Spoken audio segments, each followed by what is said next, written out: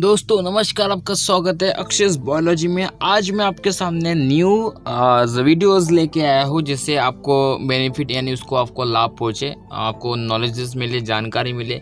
तो आज हम वैक्सीन्स के बारे में बात करेंगे जो कि कोविड-19 वैक्सीन्स रशिया में लॉन्च की कगार पर पहुँच गई, यानी लॉन्च होने जा रही है 12 अगस्त को। रूस दुनिया की पहली कोरोना वैक्सीन है जो कि लॉन्च करने के लिए तैयार है। वैक्सीन का रजिस्ट्रेशन 12 अगस्त से किया जाएगा रशिया में, ठीक है, रशिया में, ना कि पूरे वर्ल्ड में। टाइम उसको वर्ल्ड में पहुंचने के लिए टाइम लगेगा। पहले हम रशिया में वो ट्रायल कर रहे हैं, मतलब लॉन्च कर रहे हैं। ट्रायल तो हो गए, लॉन्च कर रहे हैं, उसके बाद फिर वो टीका लगाया जाएगा पूरे रशिया को, उसके बाद वर्ल्ड में आएगा। दुनिया को कोरोना वायरस की पहली वैक्सीन जो कि कोविड-19 वैक्सीन है जो 12 अगस्त को मिलने जा रही है, ठीक है। रूस के स्वास्थ्य मंत्रालय ने कंफर्म कर दिया है कि इस हफ्ते ही वैक्सीन को रजिस्टर करेंगे। यह दुनिया की पहली ऐसी कोरोना वैक्सीन होंगी जो कि रेगुलेटरी अब मिलेगा और यह वैक्सीन रूस के सभी को दी जाएंगी, यानी ताकि नोवेल कोरोना वायरस के खिलाफ इम्यूनिटी हासिल हो सके। रूस की स्पुतनिक न्यू एजेंसी के अनुसार इस वैक्सीन से किसी तरह के कोई नुकसान संकेत नहीं मिलते। इस वैक्सीन का बड़े पैमाने पर उत्पादन सितंबर से शुरू हो सकता है। अक्टूबर से पूरे देश में सबको यह टीका लगने कवायद यानी शुरू कर दी जाएंगी। यानी आइए जानते हैं कि ये वैक्सीन कैसे काम करती है। अपनी कॉफ़ी नहीं बना सकते हैं वैक्सीन के पार्टी का, ये आपको ध्यान में रखना है।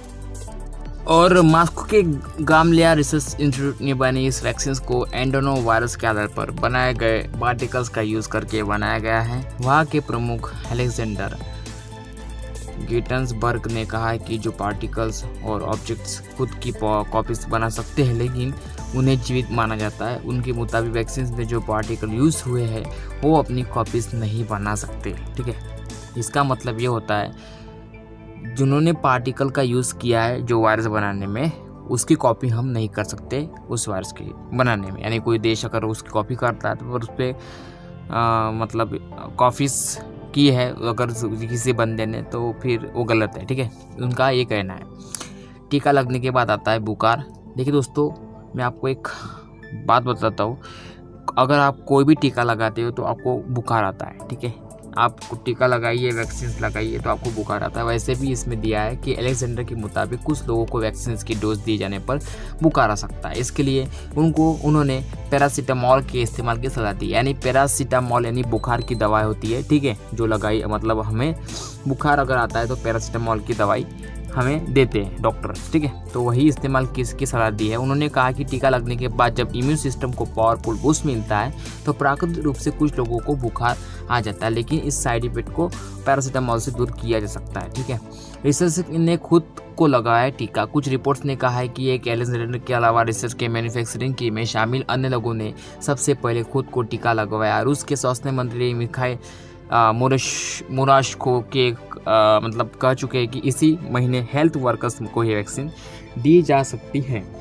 WHO ने समेत दूसरे देशों को शक। अब देखिए रशिया क्या कर रहा है। अब WHO ने, रूसिया ने दुनिया की पहली कोरोना वैक्सीन तैयार करने का दावा तो किया है, लेकिन कई एक्सपर्ट ने इस पर सवाल उठाए। वर्ल्ड हेल्थ ऑर्गेनाइजेशन यानी WHO ने कहा है कि उन्होंने रूसी वैक्सीन से जुड़ी कोई आधिकारिक जानकारी या डेटा नहीं मुहैया कराया। यानी WHO को डेटा नहीं दिया, ना उसकी वैक्सीन का मुहैया किया है, कि मतलब मुहैया कराया तो मतलब देखिए दोस्तों, जैसे वैक्सीन तो बना ली तो WHO को दिखाना पड़ेगा ना, क्योंकि वो वर्ल्ड हेल्थ ऑर्गेनाइजेशन है, पूरे वर्ल्ड को चलाती है, ठीक है। उसके बिना कोई परमिशन किया हम दवा नहीं दे सकते, तो उसको पहले दिखाना पड़ेगा WHO को, तब भी वो अप्रूव करेगा कि नहीं भाई ये दवा सही है हमारे लिए।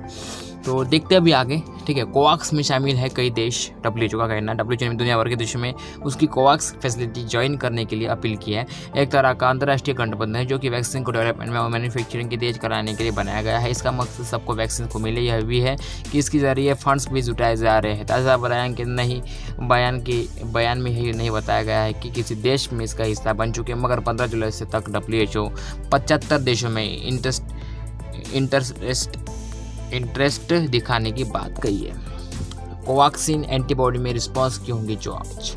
ऑक्सफोर्ड यूनिवर्सिटी के एस्ट्राजेनेका वैक्सीन, ठीक है, कोविशील्ड का भारत में भी ट्रायल होगा। चंडीगढ़ के post graduate institute of medical education and research PGIMR में इसकी